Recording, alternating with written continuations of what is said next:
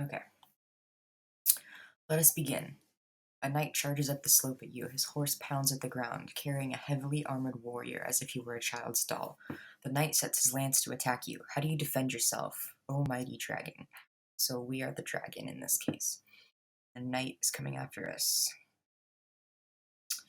How do we defend ourselves from the knight? Take to the air with a quick beat of the wings, knock the knight from his horse with your tail, rush into his charge and tear him to pieces. Puff my fiery breath should be enough for him. Um, how about I'm gonna go with slapping him off his horse with the tail. You swing your mighty tail around and knock the knight flying. While he struggles to stand, you break his horse's back and begin devouring it. Do you finish him off, victorious dragon? Of course, how dare he attack me? I let him live to warn the others of my immense power. And now that the threat has ended, he is beneath my concern. Uh, hmm. Well, we ate the horse. Do we eat the knight too? Or we let him live? I think he's beneath my concern. I'll probably regret that later, but we'll see. You leisurely eat the knight's horse. He slinks away as quietly as he can. His heavy armor makes a stealthy escape impossible. Still, you pay him no mind as he leaves. You know it's going to get annoying to keep calling you great and mighty dragon. What is your name? Ortholon Cephalus Calimvir, or these names are all terrible. Calimvir is kind of cool. I'm gonna pick that one because I don't want to have to choose my own name. Will you be male or female? Male, female, neither, unknown, undetermined. Do not pester me with impudent questions. That's the thing I like about these games too, is they let you be like non-binary or like genderless. I think the pirate one, yeah, you can like. There's maybe it's not the pirate one. There's one where you can like pick pronouns and stuff too, and these are games from like 10 years ago, so it's pretty cool. Male, female, neither, unknown. Do not pester me. Oh, we're just gonna pick neither. We're gonna be neither. As you think about it, the knight's attack was probably inevitable. After all, you did just kidnap the princess right out of her tower. Although, isn't it a little sexist to always kidnap princesses? Maybe, but tradition demands that dragons kidnap princesses, even if that is sexist. You dare question my actions? I never thought about that before. In fact, I think I kidnapped a prince just to avoid being sexist. Right. I'll have you know that I make a careful point of alternating between princes and princesses, but it happened to be time for a princess.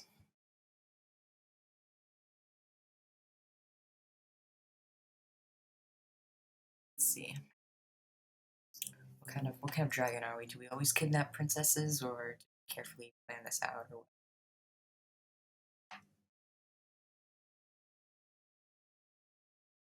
How about you dare question my actions? I think a dragon can do what it wants. No, of course not. I just wanted to. I mean, what I'm trying to say is, let's move on. Anyway, as you ripped the roof off her tower, the light glistened off your. Would you like to specify the color of your hide? I wasn't sure which color to put in that description. Can we just get on to the smashing? Black, blue, brown, gold, green, iridescent, red, or white. So what color dragon do we want to be? I kind of want to pick gold. I think that sounds pretty cool. Let's be a gold dragon. Oh, I'm sorry.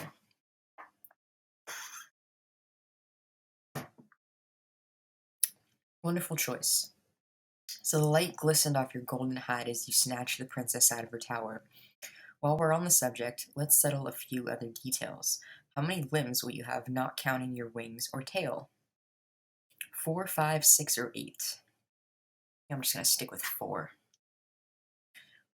Is the top of your head ridged or smooth? I'm gonna say ridged. I see. And your wings, feathery, leathery, or scaly? I'm gonna go with leathery. Leathery wings. As you kidnap the princess. Oh, sorry.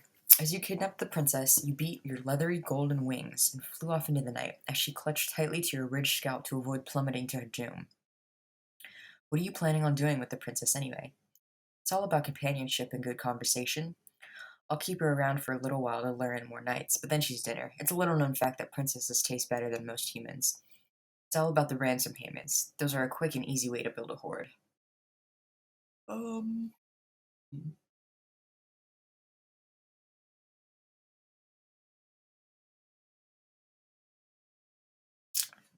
I think we want to eat the knights. I think that's the purpose, right?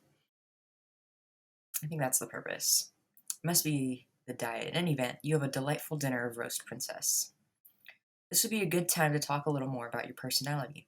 All dragons can be described in terms of a handful of characteristics, each in opposed pairs: brutality and finesse, cunning and honor, disdain and vigilance. Are you more notable for your brutality or your finesse? Um, so brutality is strength and cruelty, and finesse is precision and aerial maneuverability. I think I'm gonna pick brutality. I want to be a strong dragon. You have more cunning or honor. Cunning is intelligence and trickery, and honor is honesty and trustworthiness. We're gonna go with cunning. Why do I need to be an honest and trustworthy dragon? I don't want that. Do you disdain threats and insults that are beneath you, or are you vigilant against any slight or transgression? Disdain is patience and scorn, and vigilance is attention and impulsiveness. We're gonna go with disdain. Now we're going to view some flashbacks from your days as a wormling. As a young hatchling, you lived with your mother in a cave high up on the mountain. Your mother had vast hoard of treasure and a varied hunting range. Some of your siblings chose to spend much of their time reading the rare codices and scrolls your mother had collected. Other siblings spent their time hunting dangerous game and brawling with each other. Which pursuit did you prefer, reading or hunting? I think I'm going to pick reading. A wise choice that made you more cunning and taught you finesse. As you reached maturity, you began to threaten your mother's dominance over her territory. Before you could possibly have bested her in a direct confrontation, she threw you out of her lair. Oh, I'm sorry, I'm so tired.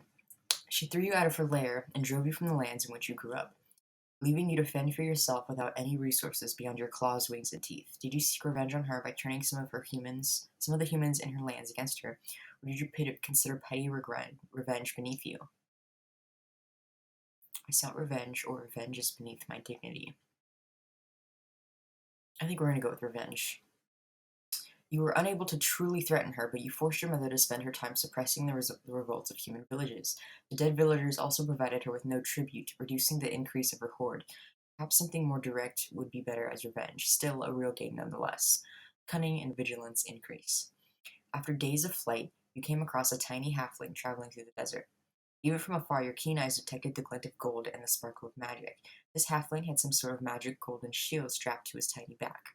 You knew immediately that this treasure must be yours. Halfling was far from civilization and would almost surely die of thirst and starvation. For the moment, he seemed to be protected by the power of the shield. You kill him on the spot. Do you kill him on the spot, ignoring his magical protections, or did you hover nearby and wait for the halfling to die, knowing that you might lose the treasure?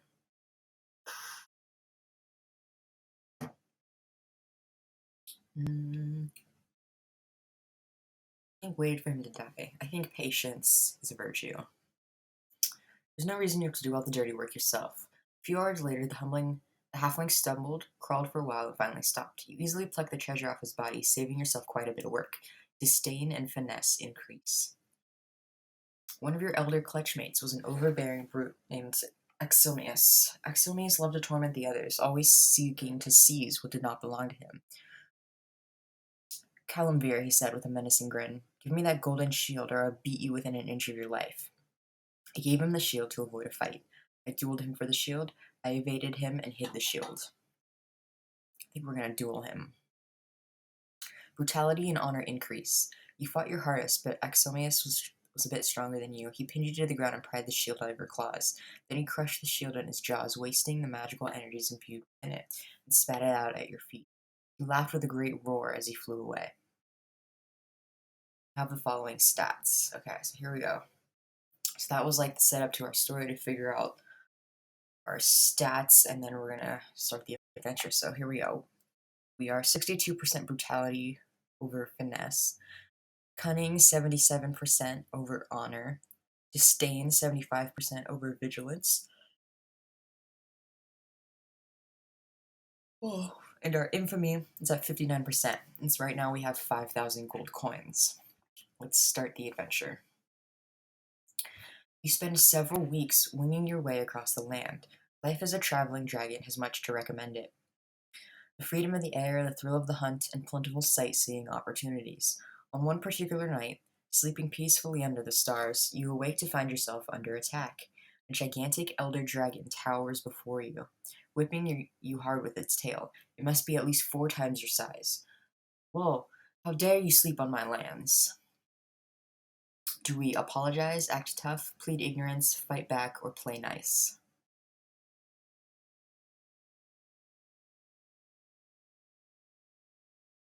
Oh.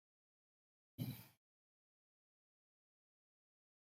think, well, we're not going to win against a dragon 4 times our size. So I think fight back and act tough are bad choices. I think pleading ignorance might make the dragon upset. I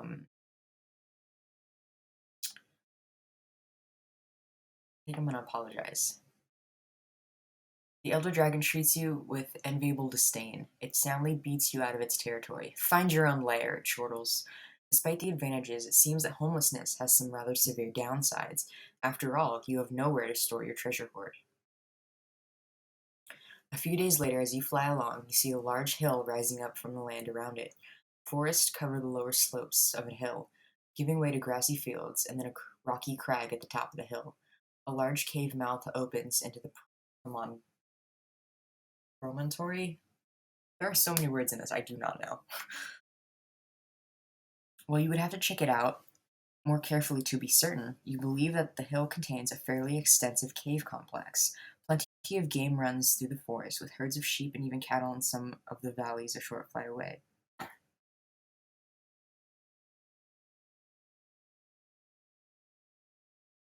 Looking beyond the immediate environs, several human villages and towns are well within a day's flight, offering the promise of easy pillage to come. But none are close enough to make harassment and annoyance likely. In short, it appears to be a perfect lair. As you fly down to claim your new lair, you spot a group of small, mostly bald, orange-skinned humanoids outside the cave. They look up, point at you in terror and alarm. Some of them flee into the cave, while others bravely shake crude, ineffectual spears at you. "Don't eat me," jabbers one of the goblins. "Eat Grubsh, he's got meat on him." The goblin who spoke pushes forward one of the other goblins with the butt of his spear. The other goblin, presumably Grubsh, drops his spear as he shakes in front of you. How cute. What do you do? Scare them off, slaughter them all. I think scare them off for now. A mighty roar and a puff of smoke and fire are more than sufficient to scatter them. Almost no exertion, and they are gone. What's more, as you follow them into the cave, you find that they are quickly proffering food before you. It can be good to have respectful minions. Disdain and finesse increase. The cave complex within the hill is everything you hoped for. It's defensible, spacious enough for a good horde, and full of those greasy little goblins, who quickly acknowledge you as their eternal sovereign and overlord. They give you the best of their treasure and the finest of their foods. Well, almost the finest. They burn the very best of their foods on a crude altar to their primitive goblin god. How do you do? How do you react to that? It's good for them to serve their gods as best they can. As long as they're loyal to me, I don't care if they worship a unicorn covered with polka dots. I should be the focus of all their attention, not some stupid god. I think as long as they're loyal to me, it's good. I'm a lazy dragon. I don't want to put in the effort. The offerings are inconsequential and you can ignore them easily. By tolerating their religion, you also secure the unswerving loyalty of the goblin shaman. Good job. Disdain increases. The goblins obey your every command, sometimes even anticipating your desires. They may be stupid, crude, and savage minions, but at least they're your stupid, crude, and savage minions. Life is good. A few days later, you hear the sound of squabbling from one of the other chambers. You poke your snout in and see that a rudimentary pit has been arranged, and some of the lowest status goblins are being made to battle for the amusement of the chieftain, now your lieutenant. Fighting is savage, and it's clear that the losers will die. They do not have my permission to waste their lives. This must stop. It is well that they should fight for my amusement. Bring me some refreshments. What the goblins do is beneath my notice, as long as they are ready to serve me. I think I don't really care what the goblins are doing. Like, I'm just gonna be minding my own business. Like, I think that's the best course of action. Your curiosity satisfied, you return to your main chamber and settle in. You now simply tune out the sounds of fighting from the goblin quarters. It is not worthy of your attention. Disdain increases. We're gonna hit 100% disdain, like no problem. You look down from your lair at the lands beyond your mountain. Those green lands are full of humans, and humans have large reserves of livestock and rich treasure. Shouldn't that food and wealth be yours instead? It certainly should, and now. You mean it isn't already? Nothing enlivens a lair like cringing humans carrying a tribute. I think it's time the humans pay tribute to me. How true, how true. Let's be clear about why you plan on conquering the humans. What's most important to you? I need to ensure a steady supply of prey. I need an easy supply of princes and princesses to kidnap. I'm a stickler for tradition. I need heaping great piles of gold and loot to adorn my lair. I want to make humans into my terrified subjects.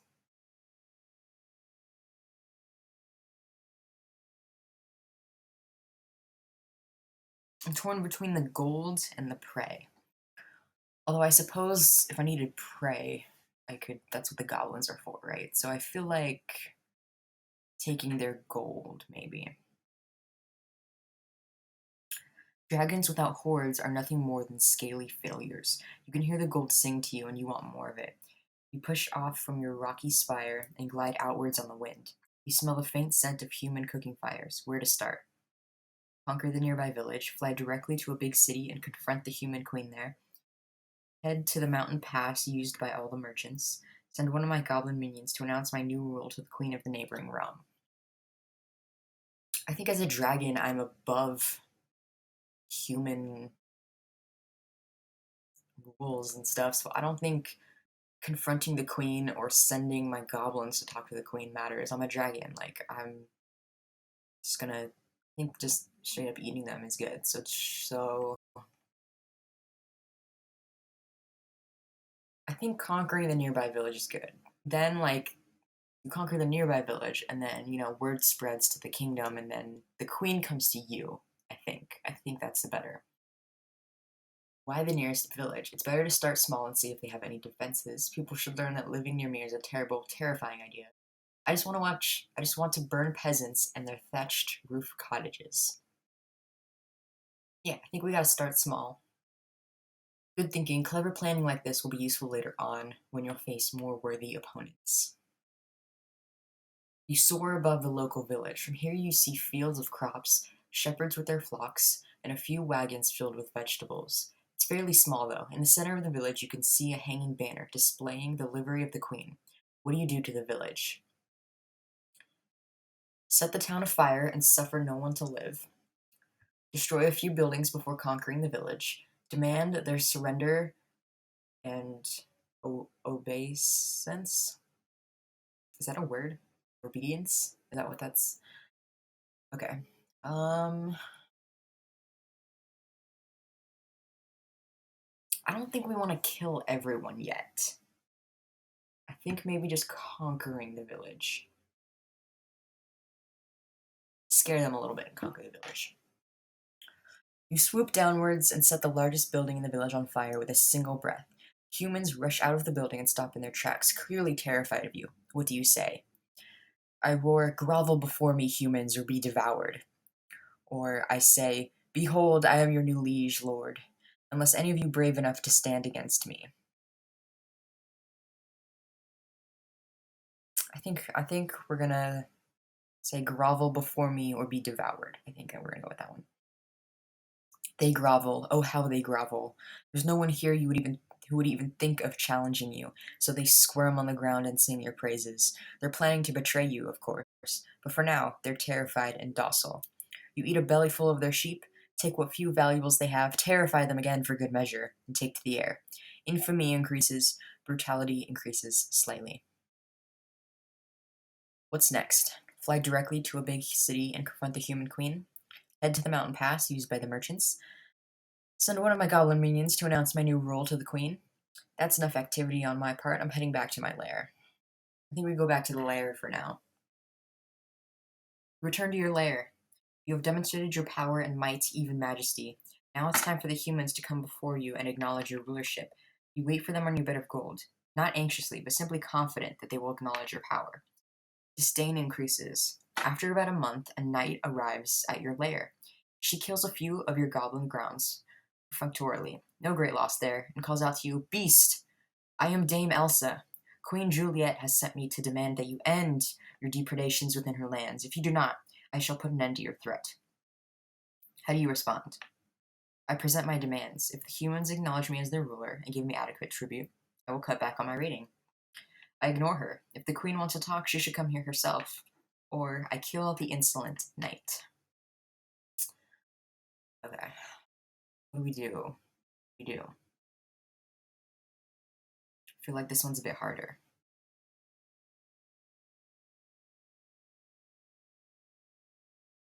I don't want to. I'm not interested in working with the humans. Like I said before, I'm a dragon. I think their human society is beneath me. I'm not interested in uh, discussing this with them. So the first one, not gonna go with that. We're not gonna negotiate with the humans. So, do we ignore the knight or kill the knight? I think it would be funny if the queen actually came and talked to the dragon, and then we like killed the queen. That would be really funny.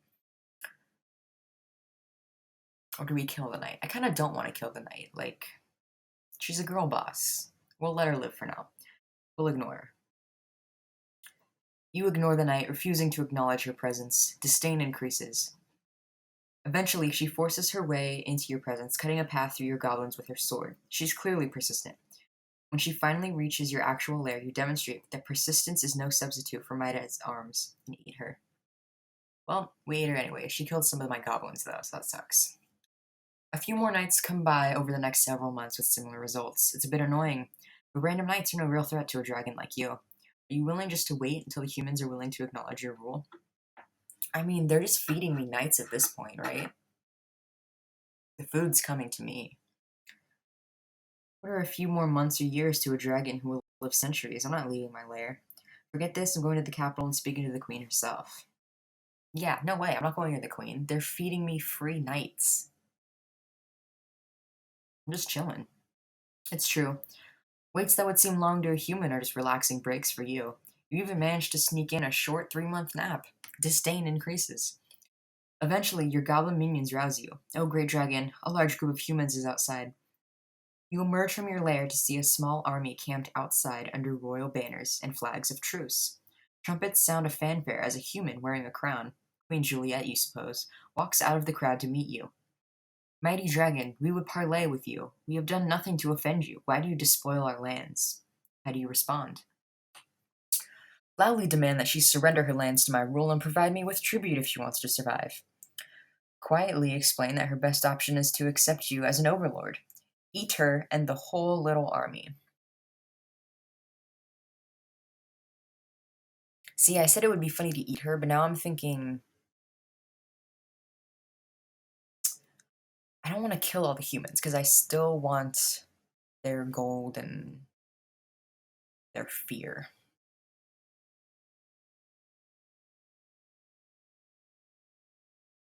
I think we just tell her what we want and then, yeah.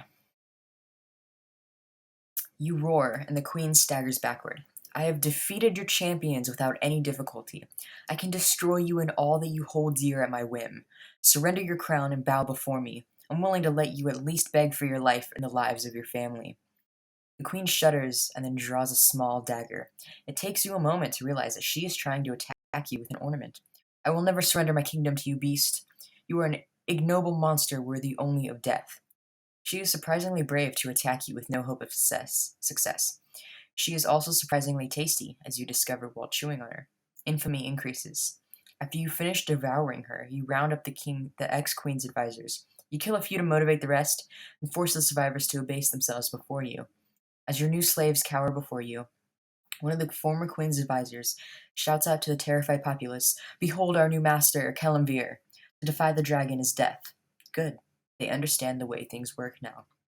A few short weeks later, the first shipment of tribute arrives from the humans.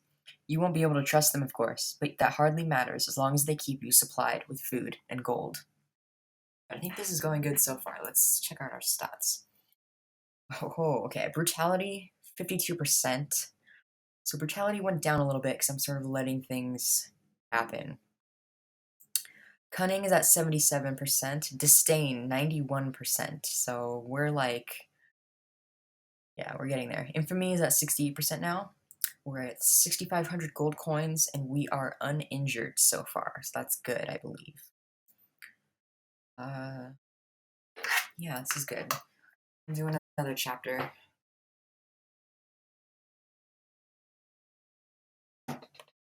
These are fun. These are interesting.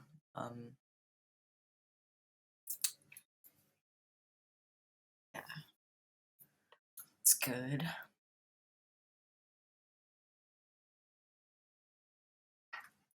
All right, next chapter.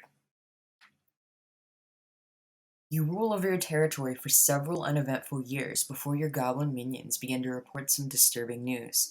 They have seen another dragon raiding within your territory, seizing tribute that ought to be yours, and eating your prey.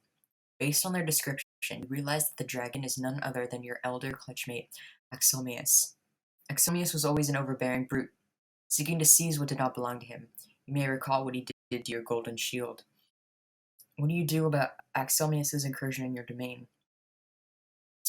This is intolerable. Axomius must be destroyed, or another dragon on the far reaches of my territory is not worth a response. Okay, this is difficult, because I don't want to let him do whatever he wants to me, which is why I fought back on the last one involving the shield. But he'll probably just beat me again, and I don't want to be injured. I don't want to lose my territory or anything like that. But do we want to ignore him and let him cause more trouble?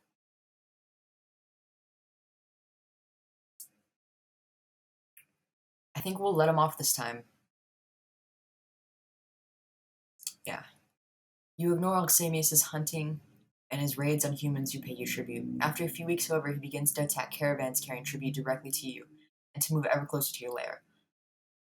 You know that he will continue to talk more and more of what is rightfully yours unless you stop him. Battle cannot be avoided. Disdain increases. Yeah. I don't know if we're going to be able to beat him in battle, so this is, As your elder clutchmate, Axomius is a foe worthy of respect. How do you plan to defeat him? Wait for him to come to me. He'll need to eventually, and I'll have the advantage. Set up an ambush for him. Confront him in the air, relying on my superior aerial maneuver skills. Just head in his general direction and beat him into the ground like the cur he is. Trick Oxemius into fighting one of my enemies.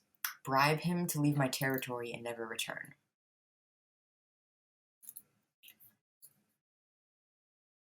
I want to fight him, but I don't think I'll be able to just beat him directly. So do we wait for him? Hope that having the advantage will be enough? Do we set up an ambush?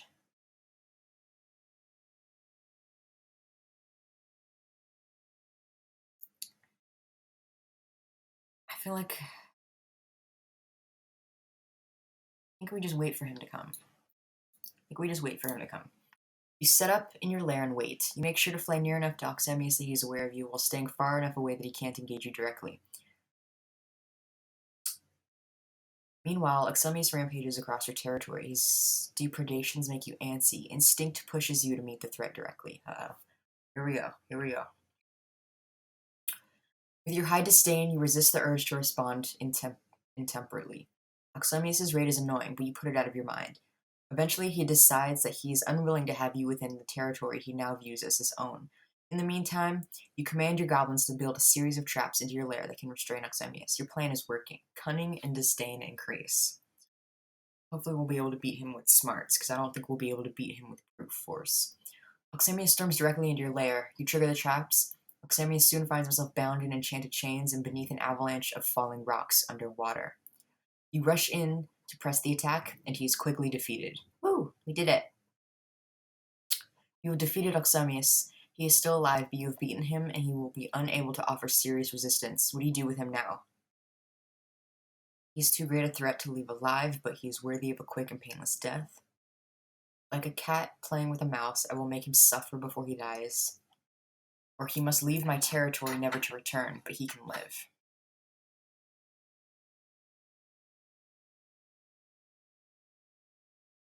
I feel like if we let him live, he'll just come back and try to fight us again. Do we make him suffer or give him a quick death?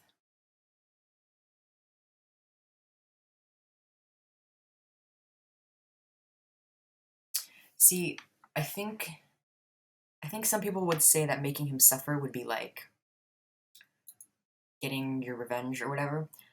But I think having him die a quick death just shows how like little you care about him. Just get him over with. Just like, and I think that would sort of hurt him more, like his ego, because he thinks he's a big tough dragon. So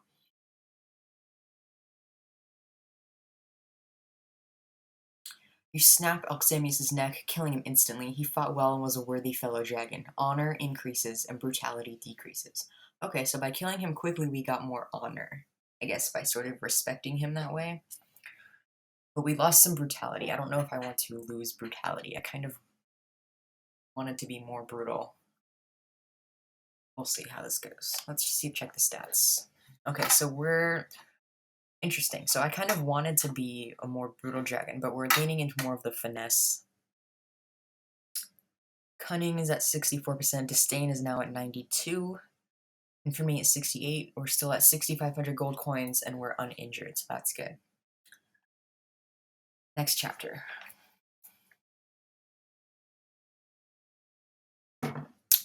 Okay, I'm gonna... Hold on,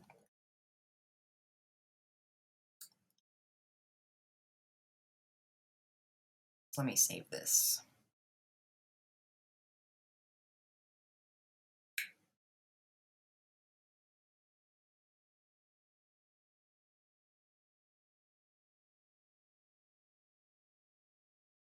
Okay, let's get back to it.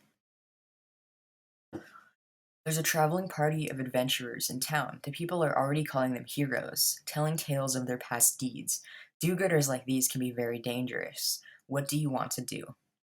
Gather information about them, challenge them to a duel, kidnap a princess to lure them out, scare them off, or ignore them. I think we'll gather some information about them first. We'll see. They're pretty tough. You really can't ignore them. They're led by a brash young paladin. They also have a wizard of some sort, a minstrel bard, and a priest of the goddess of war, and a rogue. This is like playing Dungeons and Dragons, but I'm the dragon instead of being, a paladin myself. So what do we do? Challenge them to a duel, kidnap a princess to lure them out, or scare them off?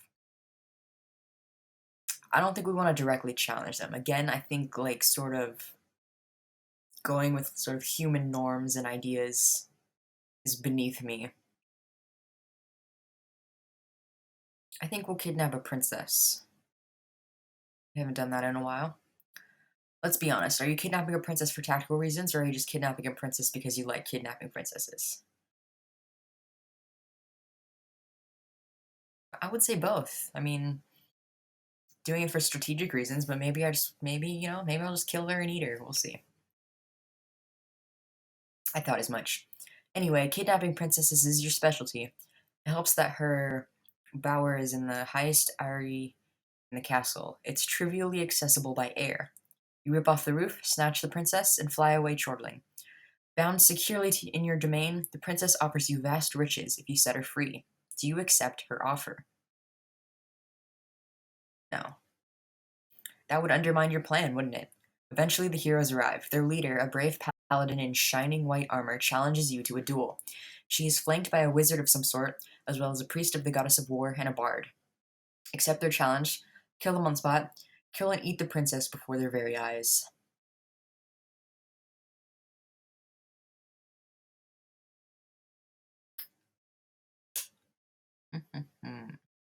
I don't think I want to kill and eat the princess yet.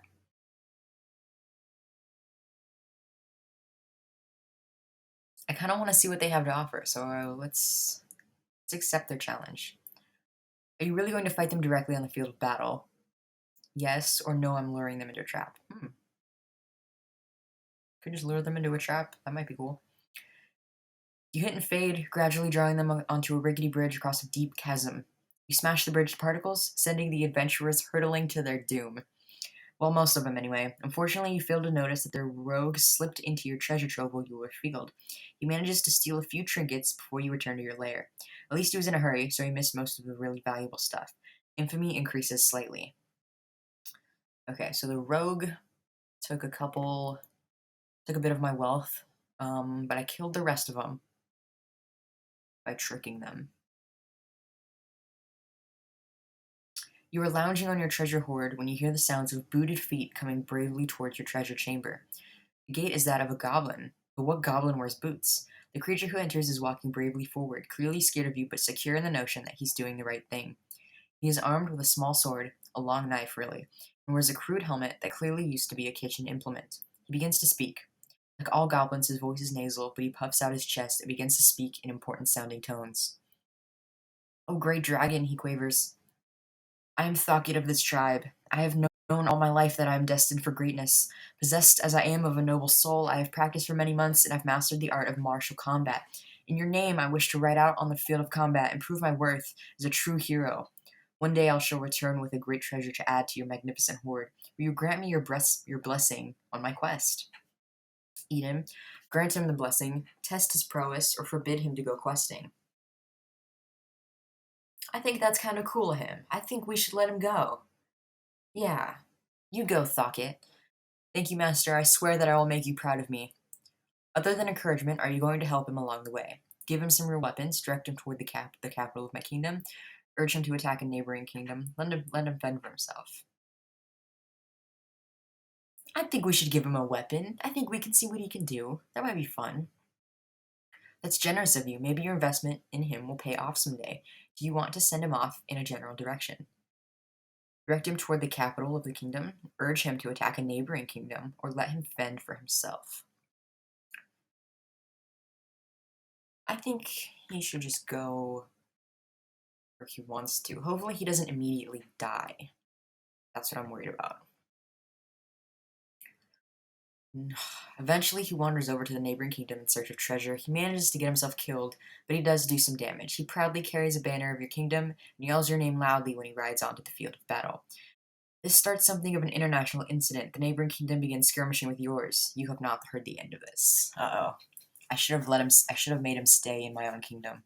I should have made him stay. Okay, let's check our stats. Finesse is at 62% over brutality. Cunning is at 73% over honor. Disdain, 83% over vigilance. Infamy is at 71%. 6,000 gold coins, and we are still uninjured. As the sun climbs high, you bask yourself on a rock near your lair. A group of humans slowly make their way up the slope towards you this day. Humans wear armor and carry weapons, but their weapons are sheathed and they approach respectfully. These are humans you know.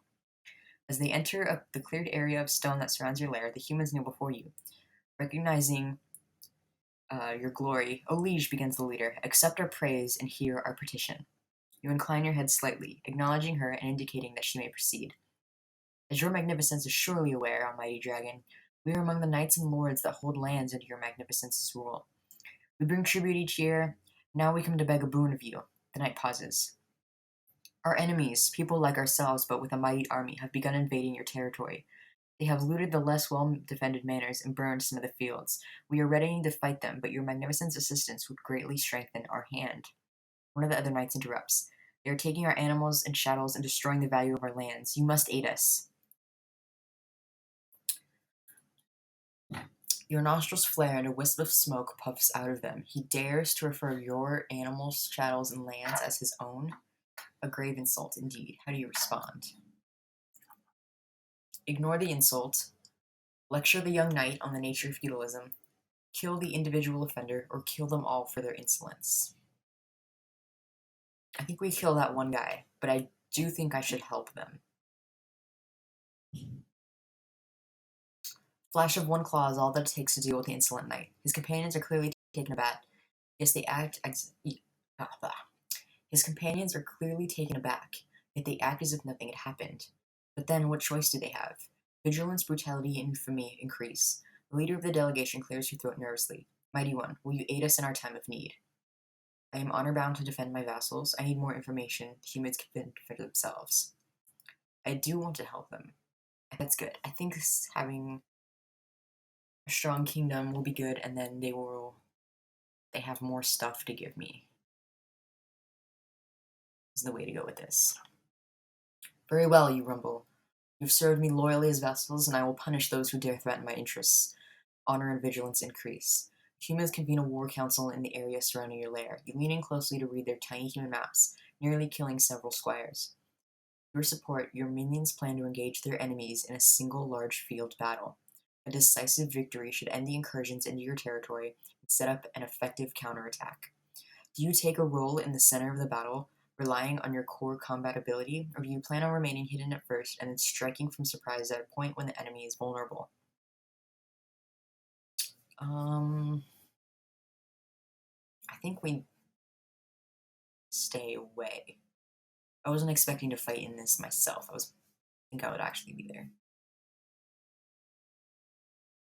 You attack from surprise in the middle of a battle. The enemy responds quickly to your attack and demonstrates impressive discipline, but they are no match for a dragon, and your attack still makes the difference. Your army wins a decisive victory, but the enemy withdraws in good order. You lick your talons and plan the next phase of your attack. Cunning and finesse increase. You fly towards the enemy's territory. You will make them pay for this war with a punitive raid of your own. As you approach, you see an effigy of yourself planted out in a field. The mockery is most cruel, depicting you as a crude beast. Do you destroy the mockery? Yes. Vigilance increases. You fly down to destroy the effigy and punish the humans near it, but it's a trap. They fire a concealed ballista at you and follow it up with a concerted volley of arrows. Only the ballista bolt truly hurts you, but it glances off your head, permanently blinding you in one eye. You kill all of the humans for their impudence, but you have still suffered a serious injury this day. Uh-oh, this is not good. This is not good. I am now blinded in one eye. That's not good. This is not going well. You fly into enemy territory. You quickly sack various small towns, collecting a variety of booty for your troubles. Then you fly into a major port city, where the real opportunity presents itself. You can smell the rich supply of gold and jewels just waiting to be taken from a major temple. Yet, sacking a temple might anger the gods. Gods worry lesser beings, not dragons. I think I have enough loot without angering the gods. I don't think I care about gods. I don't care about gods. You sack the temple, leaving the building in ruins and carrying off most of its portable wealth. Even the gold statuary of the gods will add to your hoard. Some of the priests resist you, but they are not much as warriors, and you quickly strike them down. Your wealth goes up dramatically. Your impiety angers the gods, but they do not act against you yet. In gratitude for your assistance in the war, your human minions provide you with a particularly large tribute this year. Nice work. Okay, so the plan to get the humans to give me a lot of stuff is working. But I got seriously injured and I have angered the gods. Stats. Finesse is at 60% over brutality. Cunning is at 63% over honor. Disdain, 51% over vigilance. And infamy, 73%. We have 12,000 gold coins and we are battle scarred. Let's just see what the achievements say.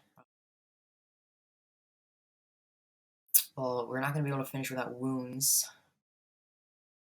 And the rest of them are like for 80% of different traits. 80% infamy. 1,000 gold. Anger the gods.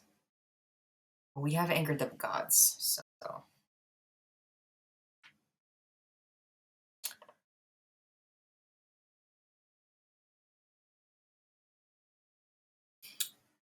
Next chapter.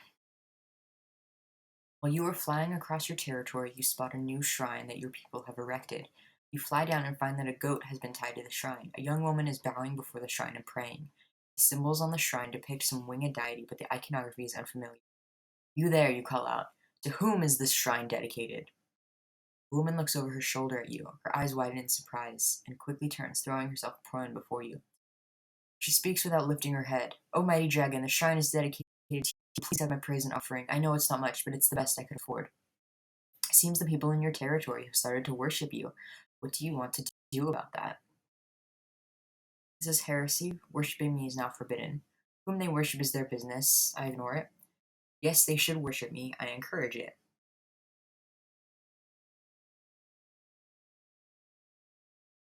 Yeah, I think them worshiping me is good. I don't want to forbid it. That might make them upset, right?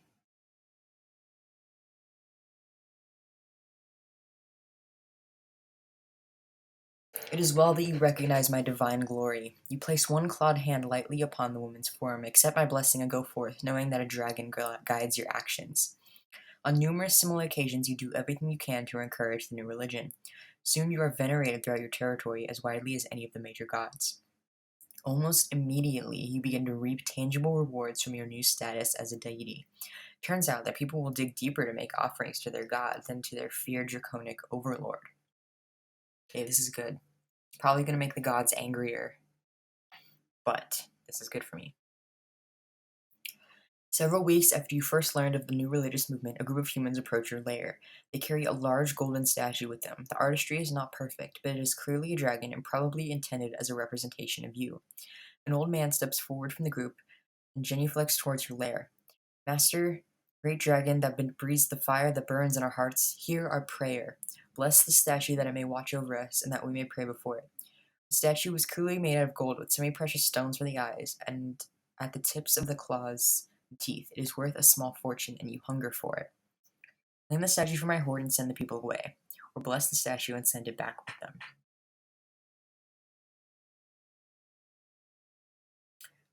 I don't think having it in my direct hoard matters because the kingdom is mine.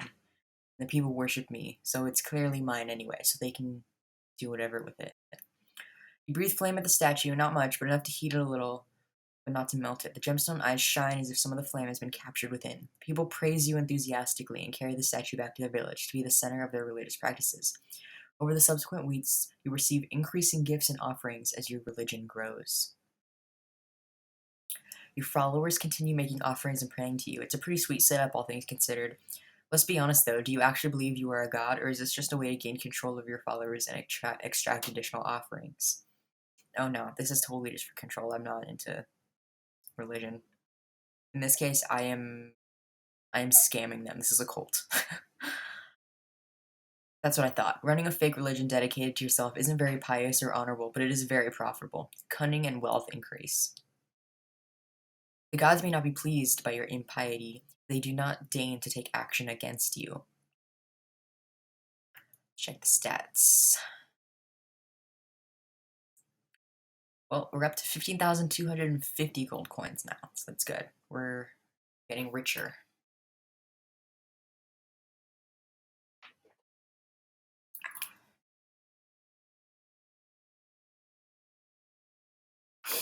We're getting there. Getting there. I'm not sure how long the story lasts. I mean, it obviously depends on like how if you get killed or not. I'm not sure if I'll be able to finish it in one stream, but we'll see. We'll do a little bit more. Oh, and we'll see how it goes. Next chapter. You spend the next 5 years leisurely hunting, recounting your hoard, and sleeping for months at a time. It's a pretty nice life, but you also feel quite lonely at times. Occasionally, you imagine what it would be like to find a mate. You wake up in the middle of the night on your enormous bed of treasure.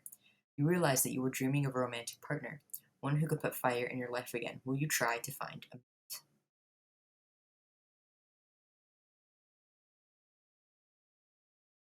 I think I'm going to go with yes. I think we should try to find a mate. I think that would be good. Very well. What gender of dragon will you seek out for a mate? I don't care. How are you going to find it? Post on an internet message board, go out hunting for it, use a network of human spies to seek it out. Just wait in my lair, eventually it will find me. I'm not sure I want to go out looking.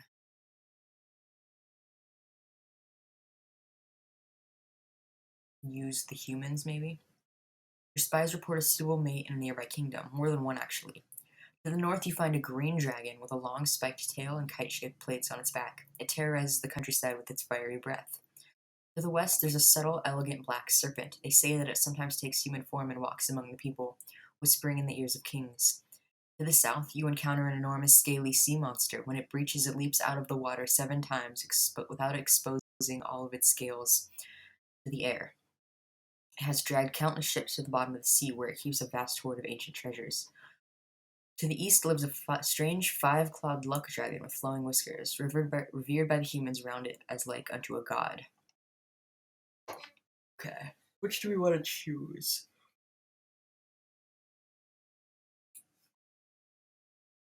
I think the sea monster's cool, but also the luck dragon is similar to me. That's being worshipped as a god.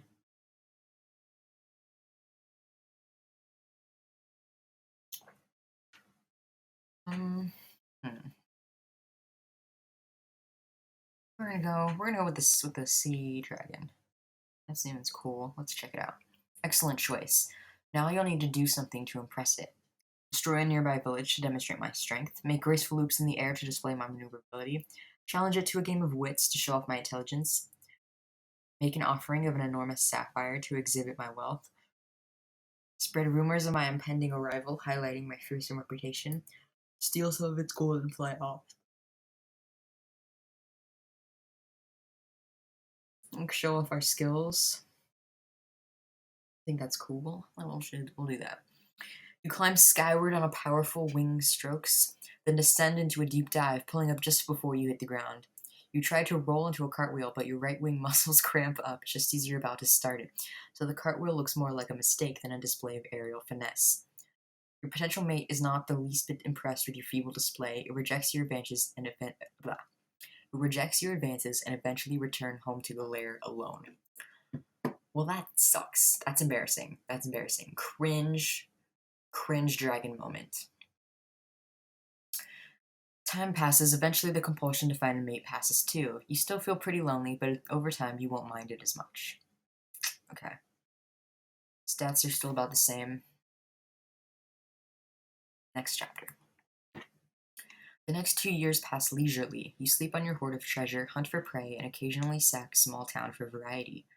All in all, you're enjoying a little time without annoying interruptions, when some sort of conjured fiend materializes in front of you.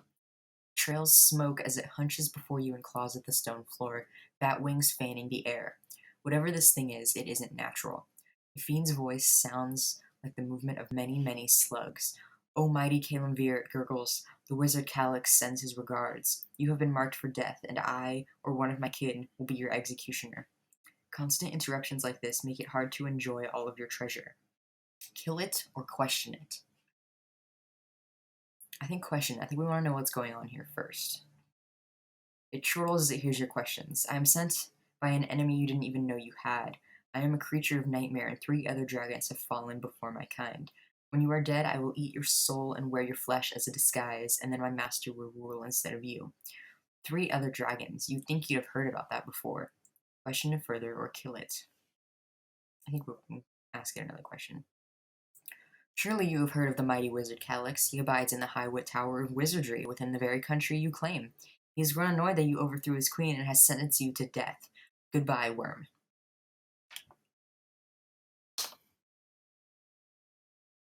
Okay. Strange. The wizard Calyx, eh? How do you feel about the attack? What sort of idiot would try to kill me? I am furious and demand immediate vengeance. think what sort of idiot would try to kill me? I think that's my first. Exactly. It would take a brave man to challenge. Oh. It would take a brave man to challenge outright someone as powerful as you. A brave, stupid man. What's your next step? Try to find out more about the monster, assault the High Tower of Wizardry and kill Calyx, fly to the High Tower of Wizardry and talk to Calyx, or try to find out more about him. I want to find out more about him. Like, who the fuck is this guy? Launch yourself out of your lair and circle silently on the wind as you think about who to ask. At this point, you know enough intimidated humans that someone should be able to give you information. It doesn't take long. Alex is the High Mage, whatever that is. He's supposed to be fairly powerful and very proud. Someone who likes to succeed and doesn't have much patience for rivals. What's next? Find out more about the monster, assault the tower and kill him, or fly to the tower and talk to him.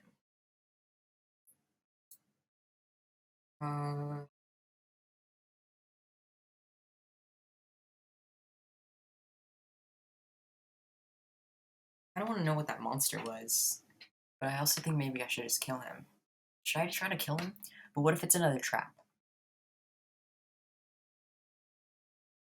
I'm not sure if it's going to be another trap. I don't really want to talk to him. Like, what the fuck is he doing? I think we should just. I think I'm going to try to kill him. We're going to try to kill him. No mercy for one who would oppose you. You are a thunderbolt as you hit the tower from the outside, slamming against it from the air with all of your might. You feel spells strengthened stones creak and tumble beneath your weight. The top of the tower breaks loose and falls to the ground, and you hear the sounds of screams. Calyx, you roar. You stick your snout into the top of the tower and breathe flame straight down into the broken structure. Calyx. A sweep of your tail takes out the sides, takes out the stables, and you pounce on the first people to flee the structure. The wizard doesn't introduce himself when he attacks, he simply hits you with a magical spell from behind. Coward, you growl, and only a magical glow of water saves him from being flash fried. Where are your conjured monsters now? He looks a little surprised at that. Find out why he looks surprised. Nah, I eat him. Oh, see, I should have questioned the monster. I should have. You pause in your assault. What? Fire dances around your nostrils. What conjured monsters? I can't do that. Uh-oh. You can't? No, I transform and transfigure things. I never learned conjure. This isn't good. This isn't good. Right then. So you didn't send a monster to attack me. No. You glower. It said you did. It told me you had slain 3 other dragons and I would be your latest victim. You believed a monster? Calyx looks around at the wreckage in death. He appears somewhat sick. Silence. If not you, who? I think an old enemy of mine is trying to kill you, would use you as a murder weapon to assassinate me. She calls herself Magister Vermius, although I don't know her real name. She's definitely a conjurer, and she can't stand me. Has she killed dragons before? I don't know for sure, but her staff is supposed to be made from a dragon bone, so the answer might be yes. She lives in the mountains far to the south, and she wants this country as her own. Luckily, she's never been able to raise an army, since no one is stupid enough to follow her. She's crazy and very dangerous.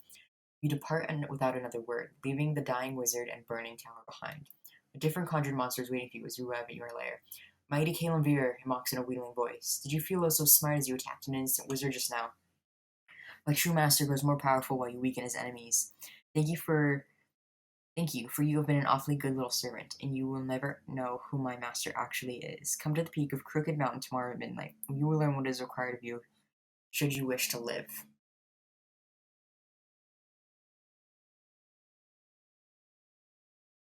I'm just gonna eat it. The thing means to shut up. As you bite into it, the beast's eyes bug out of their sockets. Vermius said you couldn't hurt me, it croaks out. Vermius lied, you reply, destroying the monster. You settle back down on your hoard in annoyance. Okay, so it was Vermius. We learned that. And it sucks that we killed that one wizard, but we're a dragon, so we don't care. But we do have to kill this other wizard now. So Vermius wants to face you on the peak of Crooked Mountain. You know where that is. The question is why. So she can present me with a list of demands, or such that she can ambush and kill me. Probably just so she can kill me.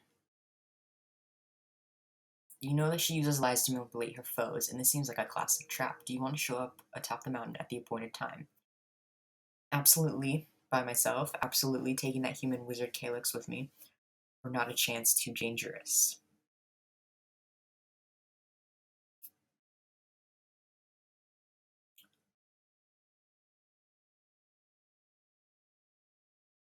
I feel like it is too dangerous, but also tempting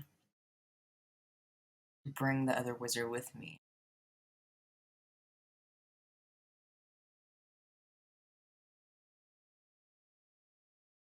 I don't think we want to do what they say, right?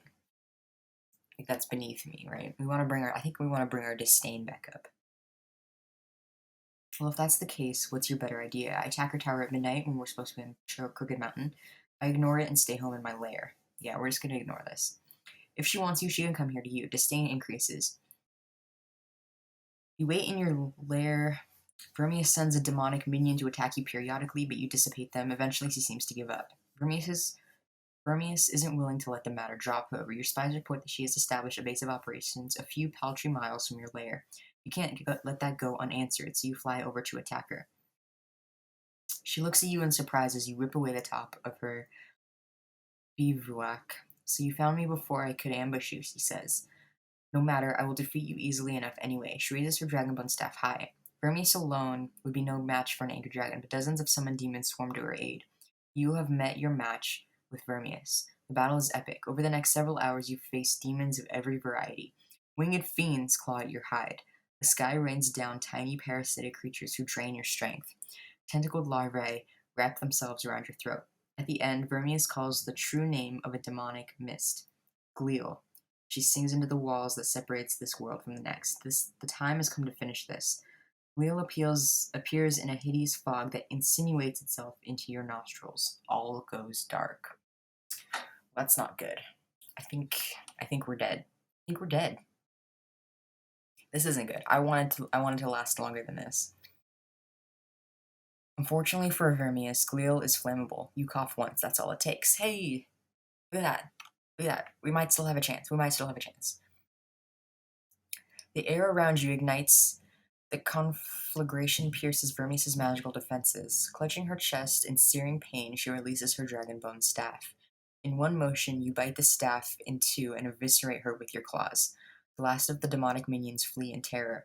You have won this battle. What's more, with Vermius dead, there is nothing to prevent you from plundering her tower. You gain much fine loot. Infamy increases. Well, that was close. Okay. I thought we were dead. I'm glad we're not dead. Let's check out our stats. Finesse is 60% over brutality. Cunning, 70% over honor. Disdain is at 58% over vigilance. Infamy is 77%. We have 17,750 gold coins. But we are permanently wounded. That's not good. It's not good. Next chapter. Many years have passed since you seized control of this kingdom. It's becoming harder and harder to resist your kind's urge to hibernate. Dragons typically hibernate for at least 10 years, perhaps longer. Some older dragons hibernate for generations. How are you going to leave your horde defended while you rest? Set a magical trap, prepare an elite squad of goblin guards. No one would dare steal from me. Try to stay awake as long as possible.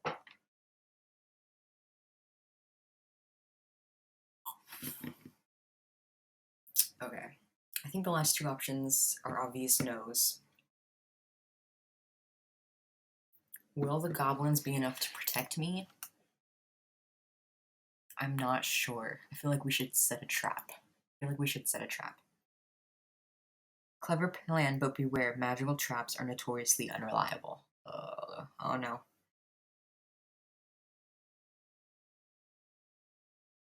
Unfortunately, you're not sufficiently cunning to outthink all of the thieves who will come in the years to come. Sure, some of them will die in your trap, but if you make it past, they take some of your best treasure. Too bad. Okay, that sucks, but at least they haven't killed me. As hibernation overtakes you, you begin to think back on what you've accomplished and dream of what lies ahead. Glory, treasure, loss, revenge, victory. Soon you will spread your mighty wings, and the shadow of your majesty will block out the sun itself. The finest baubles will lie the walls of your palaces. The greatest heroes will fall before your razor-sharp teeth. Soon the whole world will whisper your name in fear and reverence, but for now you rest and wait. Okay, you finished with the following stats. 60% finesse over brutality, 70% cunning over honor, 58% disdain over vigilance, 77% infamy, 15,750 gold coins, permanently wounded, blasphemy 2. Okay, okay, so that was it. That was good. So we didn't die. That's good. That's good. I think I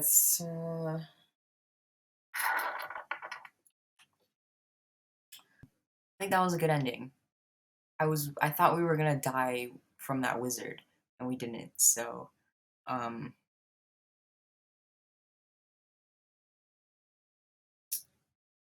yeah, that was fun. I think.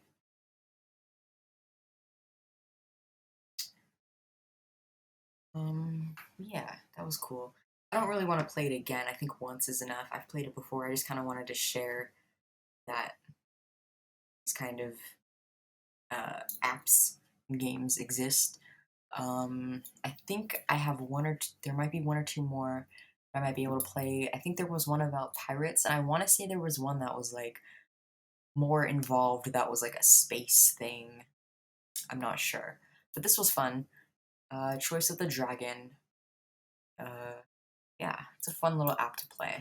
The next one I want to do is similar, but it's gonna be better because uh, I don't know if you're familiar with Ryan North's.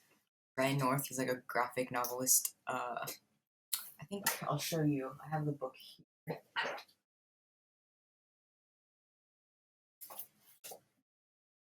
So he has these Shakespeare books that are like choose your own adventure. This one's my favorite because it's Hamlet. Hamlet's my favorite play. It's called To Be or Not to Be, Choosable Path Adventure by Ryan North, William Shakespeare, and you. Um, I'll just read you what it says. The greatest work in English literature, now the greatest format of English literature, a choosable path adventure. William Shakespeare's Hamlet has finally been restored to its original second-person, non-linear, branching narrative format. I know, what took so long, am I right? Now it's up to you to decide what happens next. Play as Hamlet and revenge your father's death. Play as Ophelia and make scientific discoveries. Play as King Hamlet Sr. and die on the first page. This deluxe edition features insanely beautiful illustrations for every ending, a book within a book, and lots of ways to stab dudes. To be or not to be, that is the adventure. Yeah, I bought this years ago. This is one of my favorite of all times. Hamlet's my favorite Shakespeare play, so it's basically Hamlet, but you can see there's like choices.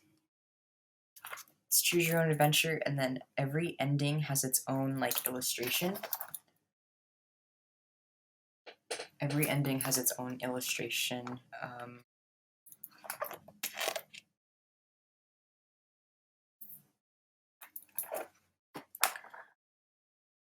Yeah, it's a lot of fun because it's very casual to read. So I'll just show you like it's not in the original like Shakespeare language. So I'll just read you a bit of it. Like this page says, turning around, you see Claudius standing at the entrance to the room. What you looking at? He says, like it's very fun and easy to read. But anyways, so this for a time was also available in app form. Same thing, to be or not to be, but it was on an app. So I'll probably stream using the app to read through some different endings. I would like to read through different endings on that one. I don't want to do like the dragon one again, but to be or not to be, I think would be fun. So we can unlock the different endings. Yeah, I think it would be fun to try to unlock everything. I don't think I've done that before. But anyway, this was a fun little stream. I would really like to do more reading streams. I think that would be fun. That would be interesting for anyone else. Let me know. There's a lot of things I would like to read with other people. I think it makes me more motivated to finish things, and I think it makes it a little more fun. So, yeah, I think that's it for today. I'll see you all later. Have a good week. Bye.